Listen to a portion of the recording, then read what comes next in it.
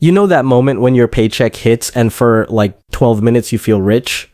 You open your banking app, the number looks kind of respectable, and your brain instantly starts doing that little fantasy math. Okay, so if I just keep it tight this month, maybe I can actually breathe. Maybe I can finally feel like an adult who's got it together. And then reality starts filing into the room like it pays rent or mortgage, car payment, insurance, groceries that somehow cost the same as a small appliance now, subscriptions you forgot you had, a friend's birthday dinner where everyone orders cocktails like they're sponsored, that one bill that's slightly higher than usual for no reason, like the universe just wanted to mess with you. And you're sitting there thinking, wait, I'm in my 30s, I'm supposed to be past the broke phase. Why does it still feel like I'm running on a treadmill that keeps speeding up? Honestly, I have spent an embarrassing amount of time thinking about that exact question. Like, I'm the type of person who will stare at a budget spreadsheet the way some people stare at a sunset. My name is Walter, and I'm kind of obsessed with money psychology, not in a get-rich-quick way, more in a why do smart people keep making the same financial decisions that quietly drain them for years way. Because here's the weird part. For a lot of people in their 30s, it's not the big dramatic stuff that keeps them broke. It's not you got laid off and everything collapsed. It's not you made one terrible investment and lost your shirt. It's way sneakier than that. It's usually one very normal, very socially acceptable decision that costs about $3,000 a year and then quietly locks you into a life where you're always a little behind, always catching up, always next month. And the frustrating part? Most people don't even realize it's happening. They think they have an income problem. They think they need a bigger raise, a better job, a side hustle, a miracle. And sure, more income helps. I'm not going to sit here and pretend it doesn't. But what I want to show you today is that for a lot of people, the real issue is a structure problem. The way their financial life is built, like a house with a tiny crack in the foundation. You can repaint the walls, buy nicer furniture, even put a fancy little sign out front, but the whole thing is slowly, quietly sinking. And that crack, for most people, it's their car. Not the fact that they have one. Not the fact that they drive. I'm not doing that annoying cars are evil thing. I'm talking about the specific, painfully common $3,000 mistake, upgrading your car payment to match your identity instead of your goals. Or in plain English, paying an extra $250 a month, about $3,000 a year for a car you don't actually need, and then wondering why you never feel financially free. And look, I get it. I really do. Because this doesn't feel like a mistake when you're making it. It feels like progress. It feels like adulthood. It feels like, finally, I'm not struggling anymore. I've earned this. But it's one of those decisions that's less like buying a thing and more like adopting a financial pet that needs to be fed every single month for the next 5 to 7 years. Let me paint the scene because you've probably lived some version of this. You're driving a perfectly fine car.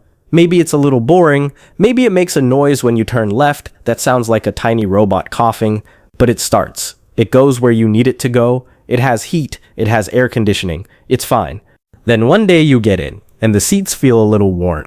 The dashboard looks a little dated, you see someone your age in a newer car, clean interior, glossy paint, that quiet thunk when the door closes, and your brain does this thing where it goes, oh, that's what success looks like now. And then, because the internet is the internet, you start browsing. Just browsing. Totally harmless. You're on a dealership website, you're looking at monthly payments, not the price, the monthly payment. Because in our brains, monthly payments feel like reality, and prices feel like fiction, like they belong to someone else. And the dealer knows this. So you go in just to look, and suddenly you're sitting in a car that smells like fresh plastic and ambition. The screen lights up.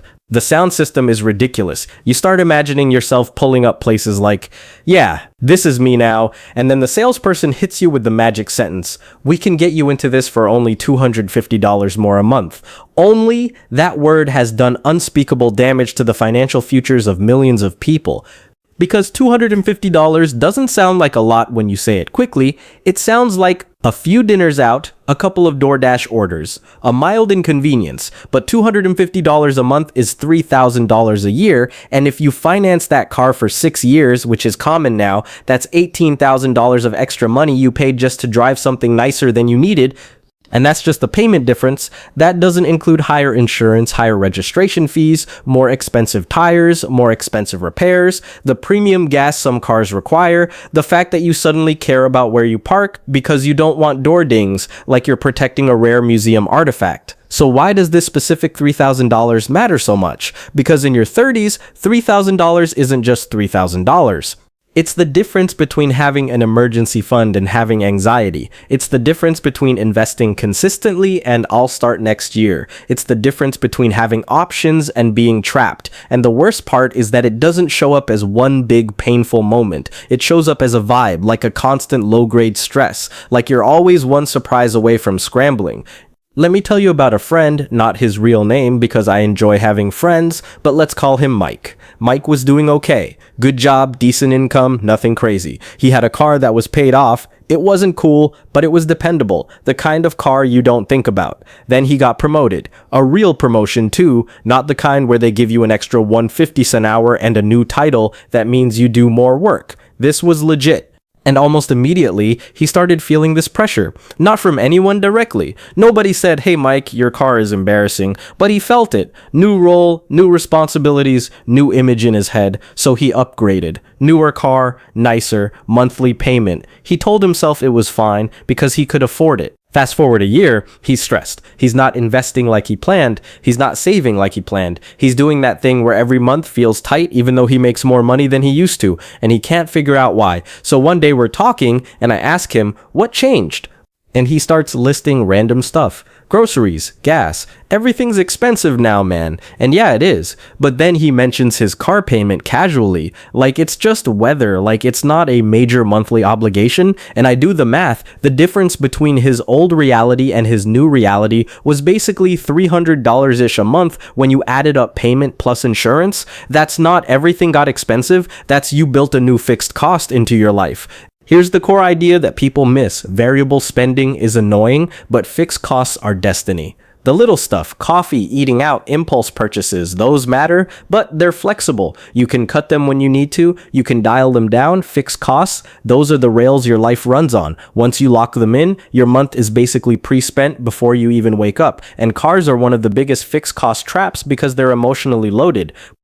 A car isn't just transportation in our culture, it's status, it's identity, it's a rolling signal to the world that says, this is who I am. And in your 30s, identity is messy. You're not a broke student anymore, but you might not feel fully made it. You might be surrounded by people who look like they're crushing it. Social media is basically an endless highlight reel of people upgrading their lives every 6 months.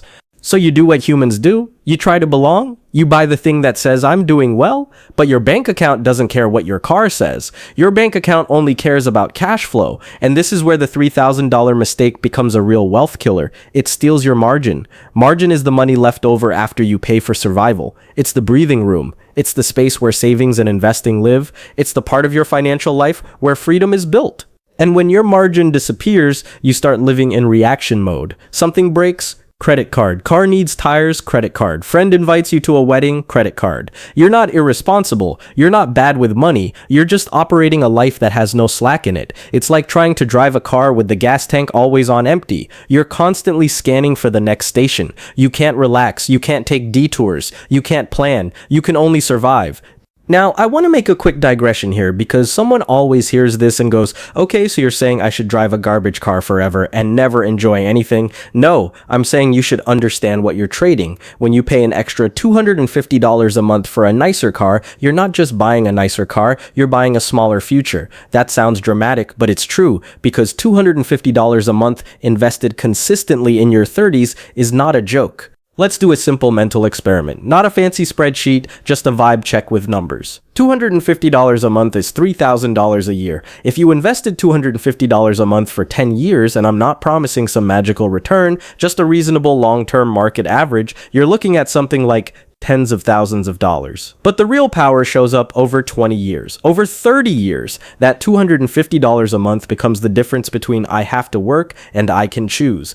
Meanwhile, the car. The car becomes a used car, and then an old car, and then a car you eventually sell for a fraction of what you paid, so you're trading compounding wealth for a depreciating asset, which is basically like trading a fruit tree for a basket of fruit you'll eat in a week. And again, I'm not anti-cars. Cars are useful. Cars can be fun. I like nice interiors too. I'm not made of stone. But the mistake is when you upgrade before you have your financial foundation built, because then the car isn't a reward, it's a chain. And the really sneaky part is how normalized this is. Like, if you tell someone you're investing $250 a month, they'll be impressed. They'll be like, wow, you're disciplined. But if you tell someone you're paying $250 more a month for a car, they'll be like, nice, what trim level did you get? We've socially rewarded the wrong behavior, and here's the psychological trap. The car upgrade is often tied to a moment when you feel like your life is changing. Promotion, new job, move to a new city, new relationship, first kid, divorce, whatever. Those moments make you want to mark the transition. You want something physical that says new chapter. And a car is the perfect symbolic object. It's big, it's visible, it's exciting, and you can get it without having the money because financing exists. Financing is basically a time machine that lets you borrow future money to buy present identity. And if you're not careful, you wake up at 38, realizing you've been paying for versions of yourself you no longer even are. So what do you do with this? First, you have to see your car payment for what it is, a subscription to a lifestyle. And then you ask a question that sounds simple but hits hard if you answer honestly. Is this car helping me build the life I want, or is it helping me look like I have the life I want? Because those are not the same thing. A lot of people are driving the appearance of stability while their finances are actually fragile.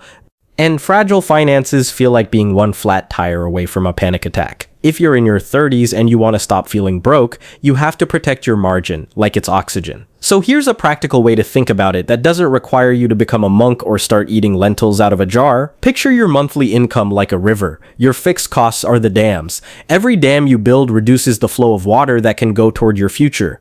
You can't budget harder if the river is already blocked. You can only remove dams, and the car payment is often the biggest unnecessary dam people build, mostly because they don't feel it as a big purchase. They feel it as a monthly number. So the first actionable step, and I'm serious, this changes everything, is to stop looking at the monthly payment and start looking at the total cost. Not just the sticker price, the total cost over the life of the loan.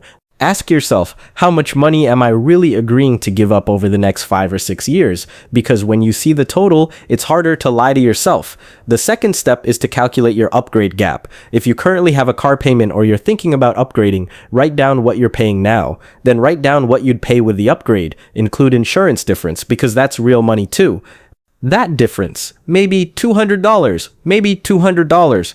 That's your upgrade gap. Now here's the punchline. If you invest the upgrade gap instead of paying it to a dealership, you still get the feeling of progress, but it's real progress. Like, imagine this. You keep your current car for 2 more years. You invest the upgrade gap, you build an emergency fund, you reduce debt, you create margin, your stress drops, your options expand.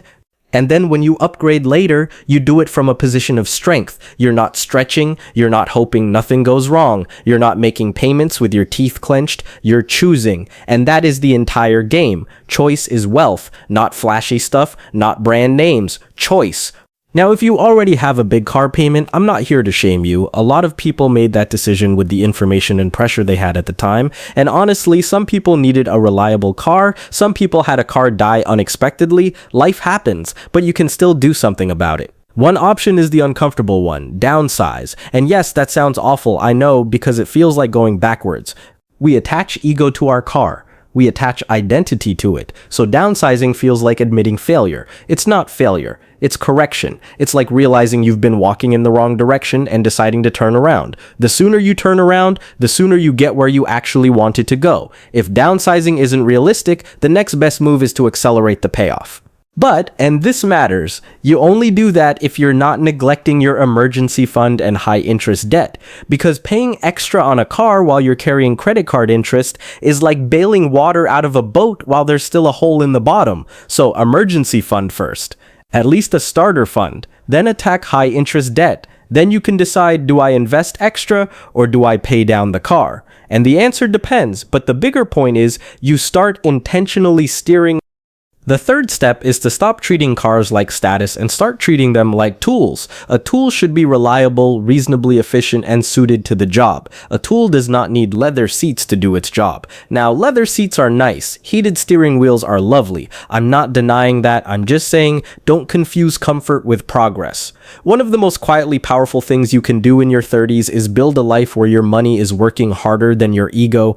And here's where it gets kind of emotional, honestly, because the reason this $3,000 mistake keeps people broke isn't math. The math is straightforward. It's emotion. It's the feeling of wanting to be seen, the feeling of wanting to feel safe, the feeling of wanting to signal to yourself and others that you're doing okay. And if you grew up without money, this gets even stronger, because a nicer car can feel like proof that you escaped. But escape isn't a car. Escape is peace. Escape is sleeping at night without financial dread sitting on your chest. Escape is being able to handle an emergency without it turning into a crisis. Escape is being able to say no to a job you hate, being able to take a risk, being able to help someone you love, being able to breathe. That's what margin gives you. And the car payment steals it. So let me give you one more story because stories stick. I knew someone, we'll call her Jenna, who was always fine financially, never starving, never thriving, always fine. She drove a nice car, not luxury, but nice. Big payment, big insurance. One day she decided to keep her car for 3 more years instead of upgrading like she always did. And she started sending the difference, about $300 a month, into a separate account automatically. She didn't even call it investing at first. She just called it my future fund. At first, nothing felt different because money changes slowly at the beginning. It's kind of annoying actually. You're like, cool, I saved $300. I could have had a nicer car. But after 6 months, she had enough saved that if something went wrong, she wouldn't panic. After a year, she had enough that she started investing. After 2 years, she paid off a chunk of debt. After 3 years, she had options. And the funniest part, the car stopped mattering. Like she literally said, I don't even care anymore, because the need the car was filling, the need to feel okay, was now being filled by actual stability. That's the transformation I want for you. Not hype, not flashy, not become a millionaire in 90 days, just steady power. Now, I know there's a viewer right now who's thinking, okay, Walter, but what if I love cars? What if driving is my thing? Then treat it like a hobby. A conscious choice, budget for it, own it. The problem isn't loving cars. The problem is using a car to medicate insecurity while pretending it's just a normal expense. If you genuinely love cars and you're funding your retirement, you have an emergency fund, you're not drowning in debt, and you're still choosing a nicer car, great, enjoy it. But if you're broke in your 30s, if you're anxious about money, if you're constantly feeling behind, then the car payment isn't just a payment. It's the story your money is telling, and you can change the story. Here's a simple exercise that sounds almost too easy, but it's weirdly revealing. Imagine your car is gone tomorrow, not in a tragic way, just like you teleport into a world where you have the same car you have now, but it's paid off. No payment. Insurance drops a bit. You suddenly have that extra $250 a month. What would you do with that money? Would you breathe? Would you pay debt? Would you finally invest? Would you start that fund you keep saying you'll start? That answer tells you what the car payment is costing you emotionally. Because money isn't just numbers, it's relief, it's freedom, it's time, and if your car payment is stealing that from you, then yeah, it's the $3,000 mistake. Not because cars are evil, but because your 30s are a window. They're that awkward, powerful decade where you can still change your trajectory dramatically without needing superhero income. Compounding still has time to work for you. You still have years to build, but only if you stop bleeding margin.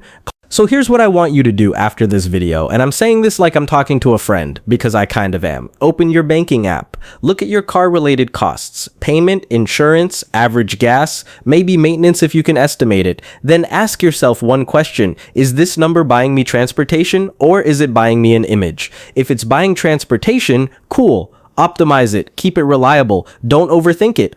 If it's buying an image, then you have a choice. You can keep paying for the image and there's no moral failing in that, or you can redirect that money into the life you actually want. Because the life you want isn't a car. The life you want is waking up and not feeling trapped. The life you want is having a plan and watching it work.